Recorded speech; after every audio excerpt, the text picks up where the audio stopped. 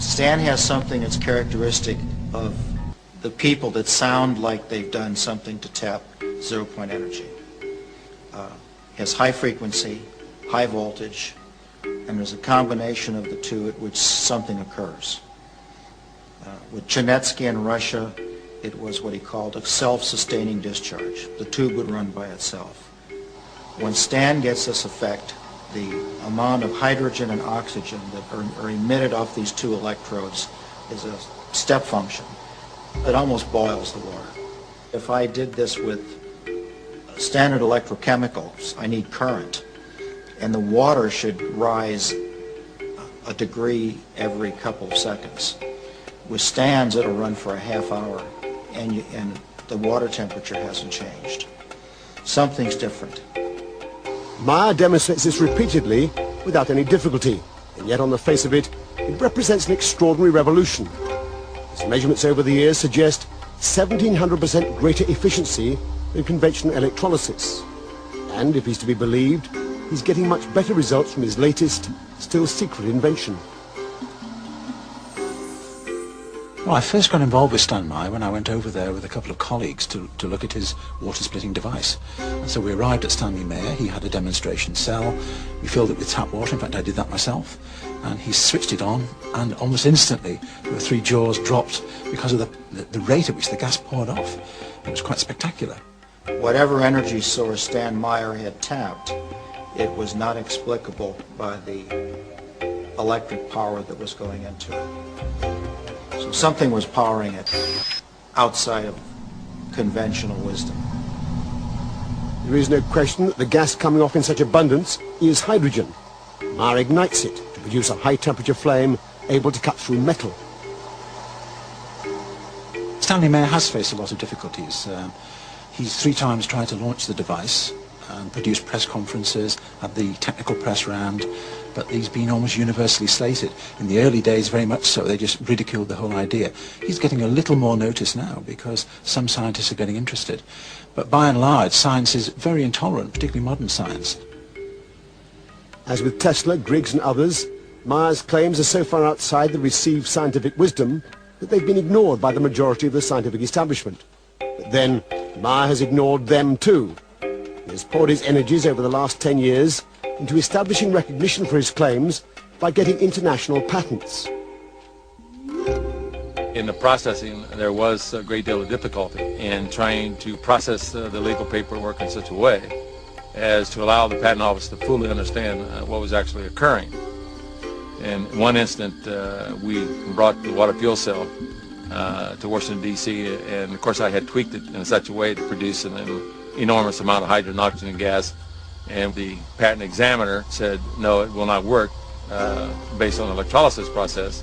And when we turned it on and produced an enormous amount of hydrogen and gas, the examiner finally realized that we were doing exactly that, and went out in the hallway and started screaming and hollering to everybody on the floor, put out all your cigarettes, hydrogen's in the building. So we started laughing and said, well, we certainly convinced everybody in the patent office that we can do what we said we can do. Even so, the US Patent Office dragged their feet for 3 years before granting patents on the hydrogen-producing device. Since then, against massive resistance, he's managed to get patents established throughout Europe and Japan. But the hydrogen machine was only the first step towards Meyer's ultimate dream. If he gets it right, this application of his technology would change the 21st century in the same way that the Wright brothers and Carl Benz transformed the 20th. He is currently modifying a beach buggy to run on nothing but water. It doesn't have a petrol tank or even a hydrogen container. It has just a tank of water. He's invented a device called a water splitter to replace the spark plug. As the water is injected into the engine, Meyer claims it's fractured into hydrogen and oxygen, then burned as fuel. Meyer is working on a kit to modify any engine. He hopes to demonstrate it on this car within 12 months. And of course, the blessing to the use of the water as a fuel source, that on combustion, the byproduct is water mist. So we're even solving the environmental pollution problem at the same time that we're using water to maintain the industrial basis of the world. But though the scientific establishment may have ignored the likes of Meyer, powerful military-industrial complex certainly hasn't. Over the past 10 years, Myers says he's been quietly approached by many influential organizations who would never admit publicly to their involvement with him. It is involved in deep space exploration, and it's also being developed quite highly in the military. Basically what occurred with water fuel cell was in the fact that once they understood was actually occurring, then under the U.S. national security mandate, I have no decision or power of whether or not the military or NASA or the federal government will utilize the technology. They can utilize it in any way they so desire. NASA is using every method it can to regain some of its now fading glory. In the face of strong congressional resistance, the days of limitless budget for space exploration have long since gone. As the champion of a new, environmentally friendly energy source, NASA would gain immense support. Do you have your identification? As a former top scientist of the NASA Spaceplane project, Professor Paul Ziss has an inside track on the workings of the agency. NASA has large centers. The center that's in charge of propulsion is NASA Lewis in Cleveland, Ohio. Can you imagine, instead of having a million-pound rocket has 900,000 pounds of fuel on board and oxidizing? Can you imagine what it would be like if you could put a device on there that would split water and run it into your engines? No explosive compounds. Public confirmation of a contract from NASA would provide a resounding boost for Mars technology. But Paul Ziss says it's only in a closed meeting they confirm such an agreement. They're looking for new energy sources. I understand from the people that I've talked with that they have worked with Stan and tried to understand what he's done and given him a contract. I also understand with the bureaucracy in Washington and the congressional oversight as to why they would never admit. When new technology comes in existence, there's a great resistance to it because it can affect a lot of economic factors. In this particular case in the United States, we pay out roughly about $200 billion a year for foreign oil. It's quite obvious that the Arabs would pay $200 billion to try to keep this type of technology out of the economy.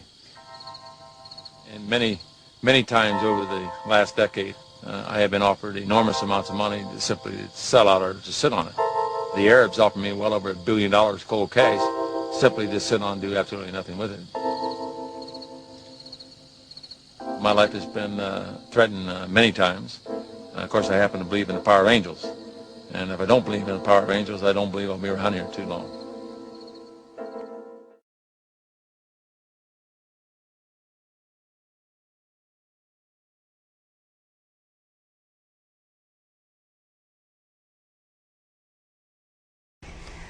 さて原油の価格ずっと高い状態が続いていますが、鹿児島市のあるベンチャー企業がある車を開発しました。動力の鍵は水です。この車、ガソリンは一切使いません。こちら先ほど水道から汲んできた普通の水なんですけれども、この車水で走るということですので早速入れてみたいと思います。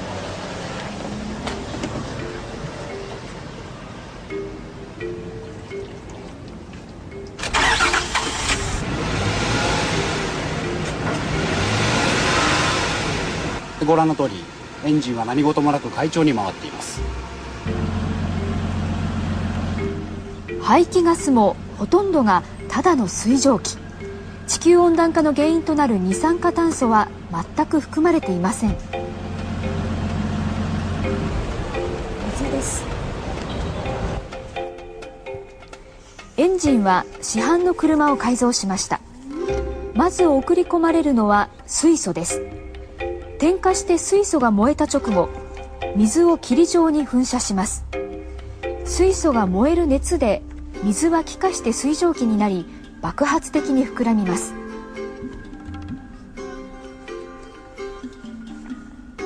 この力を動力として利用しようというのです。水素と水で走るという新しい発想。こうした車が車検証を受けたのは初めてのことです。